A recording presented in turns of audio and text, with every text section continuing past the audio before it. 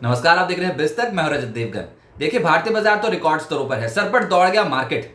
लेकिन चौंकाने वाली बात यह है कि किसी भी देश की तुलना में इंडियन मार्केट्स में पिछले कुछ दिनों में, पिछले कुछ हफ्तों में जोरदार तेजी बन गई है और कंप्लीटली डोमिनेट कर गए हैं। मैं कुछ आंकड़े आपके सामने रखता हूं और आपको पता चलेगा कि इतनी स्ट्रॉन्ग मूव है जिसको इस समय कंपेयर करना ही मुश्किल हो गया है। और अपने घरेलू ट्रिगर्स के बलबूते इंडियन मार्केट चढ़ते चले जा रहे हैं। लेकिन क्या आने वाले समय के लिए चढ़ेंगे और कौन सा ट्रिगर हावी होगा मार्केट के ऊपर, इस वीडियो में आपको बताएंगे। शुरू से आगे तक जरूर देखिएगा। पहले तो वो आंकड़े जिनके बारे में बात कर रहा हूं, तो निफ्टी का रिटर्न सितंबर महीने में अब तक, ये सिर्फ सितंबर महीने में अब तक का रिटर्न है, 4.5% से ज्यादा की चाल निफ्टी पे देखने को मिली और ऐसे ही कुछ निफ्टी बैंक पे भी देखने को मिला है। निके जापानीज मार्केट का इंडेक्स 2% मुश्किल से ऊपर है। हैंगसेंग की तो हालत है टाइट। हांगकांग का इंडेक्स 2% नीचे है सितंबर में अब तक। शंघाई फ्लैट है। इनकी सरकार जो है चाइना वालों की, ये तो अपनी अर्थव्यवस्था को संभालने की कोशिश कर रहे हैं और स्टिमुलस पे जोर देने की कोशिश कर रहे हैं ऐसे माहौल में जहां पर महंगाई उबाल मार रही है। इसके अलावा कॉस्पी यहां पर भी बिल्कुल फ्लैट रुझान है। और अमेरिकन मार्केट्स को देखो आप, उसमें डाउ जोन्स बिल्कुल सपाट, नैस्डैक की तो हालत बहुत टाइट है। 2.25% के आसपास सितंबर महीने के नेगेटिव रिटर्न नैस्डैक में है। तो ये आप पूरी लिस्ट देख लो, इसमें आपको दिखाई देगा कि इंडियन मार्केट्स डोमिनेट कर रहे हैं। इतनी स्ट्रॉन्ग मूव सितंबर में गजब हो गया मार्केट में। क्यों दौड़ रहे हैं? Fear of missing out. आप समझ सकते हो कि अगर कोई तेजी बन जाए तो उसके पीछे पीछे दौड़ते हैं निवेशक।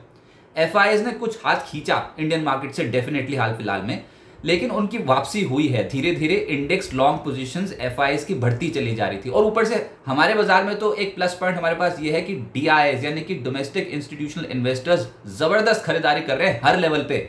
आप आंकड़े भी देखोगे कैश मार्केट के, तो अगस्त में 25,017 करोड़ रुपए की डीआईएस की खरीद कैश मार्केट में और सितंबर में अब तक 10,783 करोड़ रुपए की खरीदारी। आप कह सकते हो कि एफआईएस का बिल्कुल विपरीत फिगर है इसका। लेकिन एफआईएस की इंडेक्स लॉन्ग पोजीशंस अगर आप देखते हो वायदा कारोबार पे, तो वो भी धीरे धीरे करके चढ़ गई।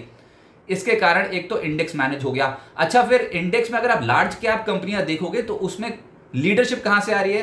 कोई इक्का दुक्का स्टॉक नहीं चला, अक्रॉस द बोर्ड है। अलग अलग सेक्टर के लीडर्स निकल के आए हैं जो बाजार को इस समय सपोर्ट कर रहे हैं। मिसाल के तौर पे सबसे तेज चला है सितंबर में कोल इंडिया, अचानक से चल गया और जिनके पास लॉन्ग टर्म में पड़े होंगे शेयर उनको बहुत बेनिफिट हो गया।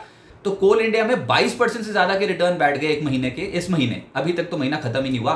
बजाज ऑटो में 12% से ज्यादा की चाल बैठ गई। ऑटो में सबसे तेज चल गया निफ्टी पे। फिर आईटी में एचसीएल टेक चढ़ गया, यहां पर 11.25% के रिटर्न। एनटीपीसी पावर में चढ़ गया। पावर में एक और था पावर ग्रिड जो 9%। तो दोनों ही कंपनियां 9% से 9.5% की चाल दिखा गई। दोनों स्टॉक्स। ग्रासिम क्या कमाल कर रहा है इस समय मार्केट पे, 9.25% की चाल यहां पर। और एलएनटी तो आपको पता ही है, बायबैक के चलते 8% ऊपर आ गया। धीरे धीरे इसमें लगातार हमने खरीदारी होती देखी। अच्छा, आपको लगता है कि बैंक्स में क्या चल रहा है इंडेक्स में, निजी क्षेत्र के बैंक या फिर सरकारी बैंक? तो भैया सरकारी बैंक का जो ज्यादा आपको पता ही है। और ऊपर से उसमें सबसे बड़ा लीडर है एसबीआई। निफ्टी पे बैंक्स में जो स्ट्रॉन्ग रिटर्न मिले हैं उसमें एसबीआई ने कमाल संभाल रखी है।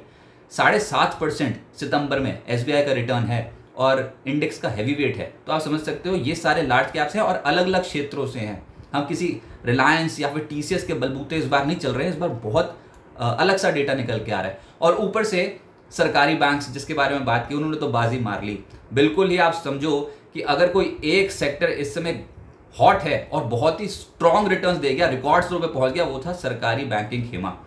पीएसयू बैंकिंग इंडेक्स सितंबर महीने में लगभग 17% का उछाल दिखा गया। अब इसकी तुलना आप किसी भी सेक्टर से नहीं कर सकते क्योंकि बाकी सब पीछे हैं, लेकिन जो ऊपर के टॉप मोस्ट है बाकी के चार वो भी बता देता हूं। एनर्जी स्टॉक्स, एनर्जी इंडेक्स में अच्छी तेजी बन रही है। निफ्टी एनर्जी इंडेक्स लगभग 7% ऊपर है सितंबर महीने में अब तक। आईटी धीरे धीरे चलना शुरू हुआ है, 6% से ज्यादा का मूव दे गया है। ऑटोज में अच्छी तेजी बनती चली जा रही है और हम बजाज ऑटो देख रहे हैं, इसके अलावा एमएनएम देख रहे हैं, मारुति देख रहे हैं, ये सब स्टॉक्स अच्छा प्रदर्शन कर रहे हैं। इसके अलावा मेटल्स, ये एक और इंडेक्स है जहां पर 4.5% के रिटर्न बैठे और उसमें तो चाइना का स्टिमुलस का एंगल भी है, वो भी इस समय मेटल्स को सपोर्ट कर रहा है। बाजार के लिए इस समय पॉजिटिव क्या है, नेगेटिव क्या है, दोनों तरफा देखना चाहिए। पॉजिटिव क्या इस समय डेवलपमेंट्स हो रही है और नेगेटिव क्या है। तो देखिए, जिस तरीके से भारत में घरेलू खपत, डोमेस्टिक कंजम्पशन जिसको हम कहते हैं, वो इंटैक्ट है, उसकी तुलना आप दुनिया में नहीं कर सकते हो। बहुत ही strong domestic consumption led economy है हमारी, उसका एक बेनिफिट इंडियन मार्केट्स को देखने को मिल रहा है। इसलिए मैं कह रहा हूं कि हम अपने बलबूते चल रहे हैं, हमको ग्लोबल बाजार से कुछ इस समय लेना देना नहीं है। सरकार की जो पॉलिसीज हैं वो घरेलू इंडस्ट्री के सपोर्ट में है। आपने देखा ही है डिफेंस, रेलवेज, ये स्टॉक्स कैसे सर पर दौड़ते। हाल फिलहाल में करेक्शन जरूर हो गई, लेकिन इन्होंने बहुत बेहतरीन वेल्थ जनरेटर का काम किया है मार्केट में। और सरकार का make in India focus, PLI schemes, ये अलग अलग इंडस्ट्रीज को बेनिफिट देती चली जा रही है। इंफ्रास्ट्रक्चर पे पुश है सरकार का, तो वो एक बहुत बेहतरीन बात इंडिया में। कंपनियों के बेहतर नतीजे रहने की उम्मीद है। कुछ कंपनियां डिसअपॉइंट करेंगी लेकिन ज़्यादातर बेहतर नतीजे रहने की उम्मीद है। अच्छा, एक और प्लस पॉइंट है, वो इंडिया के लिए बेनिफिट है।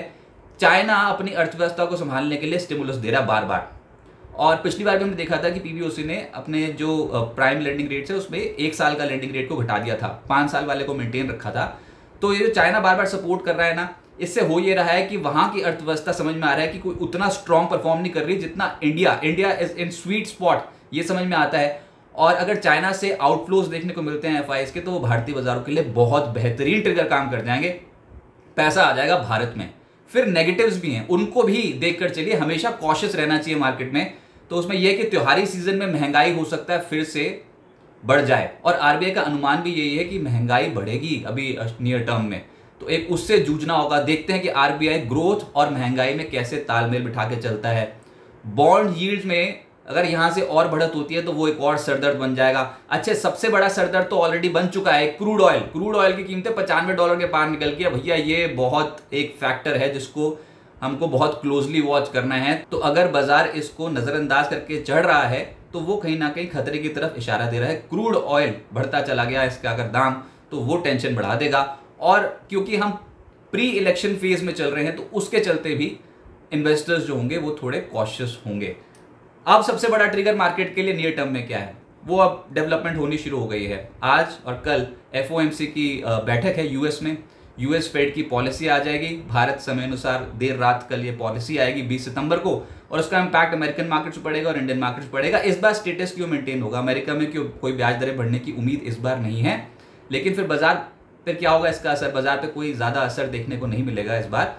बाजार ने ऑलरेडी ये डिस्काउंट कर रखा है कि इस बार ब्याज दरों में छेड़छाड़ नहीं होगी। लेकिन जेरोम पोवेल जो कि वहां के फेड चेयर है, उनकी कमेंट्री बहुत इंपॉर्टेंट है कि भैया वो आने वाले समय के लिए ग्रोथ, अनएम्प्लॉयमेंट, इन्फ्लेशन को लेकर क्या कुछ प्रोजेक्शंस देते हैं, अपने क्या कमेंट्री में बोलते हैं। उनका एक इशारा भी आ गया ना, अगर ब्याज दरें यहाँ से नहीं बढ़ेंगी तो बहुत बड़ा एक बूस्टर डोज बन जाएगा मार्केट के लिए। लेकिन अगर फिर ये इशारा आया कि नवंबर में हो सकता है कि हम डेटा देखेंगे, इन्फ्लेशन देखेंगे कैसी आ रही है और उसके बाद डिसीजन लेंगे, और अनुमान यही है कि नवंबर में फिर से ब्याज दरें जो वो बढ़ सकती है अमेरिका में, तो फिर मार्केट्स थोड़ा नर्वस होंगे, और वो अमेरिकन मार्केट्स हो भी रहे हैं। हम वहाँ पर डॉट प्लॉट देखते हैं, उसके बाद टर्मिनल रेट देखते हैं कि एंड प्रोजेक्शन कितना है इंटरेस्ट रेट का यूएस में, ये सारी चीज़ें देखते हैं। तो इस बार की फेड पॉलिसी में अहम चीज़ें होंगी, लेकिन ब्याज दरें इस बार नहीं बढ़ेंगी ऐसा ज़्यादातर जानकार मान रहे हैं।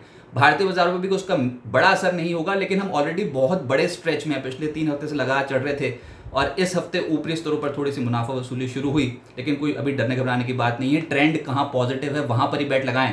गिरावट में उन सेक्टर्स में फिर से लपकेंगे ट्रेडर्स, तो उसमें बैंकिंग है, अब बैंकिंग लिखा है, पीएसयू बैंकिंग, प्राइवेट बैंकिंग लिखा है। ये छोटे बैंक ज्यादा तेज चल रहे हैं, इसमें वैल्यूएशन कैचअप बहुत स्ट्रांग हो रहा है, और उसमें सरकारी बैंक तो आपको पता है ये कैसे सर पर दौड़ लगा गए, थोड़ा कूल ऑफ हो जाए, नीचे मिल जाए फिर खरीदिएगा, और छोटे बैंक्स पे फोकस ज्यादा रखिएगा। इसके अलावा ऑटोज, इस सेक्टर का ही ट्रेंड पॉजिटिव है, जोरदार तेजी में है। खपत से जुड़ी कंपनियां, ये जो है कंजम्पशन वाली कंपनियां, एफएमसीजी स्टॉक्स, और ये जो सेक्टर है ये आउट परफॉर्म कर सकता है। साथ ही साथ एनर्जी स्टॉक्स पे भी बेट लग सकते हैं। इन सब सेक्टर्स का ट्रेंड पॉजिटिव है। हमने सिर्फ आपको एक सूची बताई, लेकिन किसी भी निवेश से पहले अपने वित्त सलाहकार की राय जरूर ले लें, और अपनी रिस्क कैपेसिटी के हिसाब से ही पोजीशंस बनाएं। पोजीशंस इन स्तरों पर थोड़ी लाइट रखनी चाहिए, क्योंकि भारतीय बाजार बिल्कुल डोमिनेट करते चले जा रहे हैं, लेकिन ये रफ्तार जो है तेजी की ये बहुत स्ट्रांग है। उम्मीद है आपको ये रिपोर्ट पसंद आई होगी।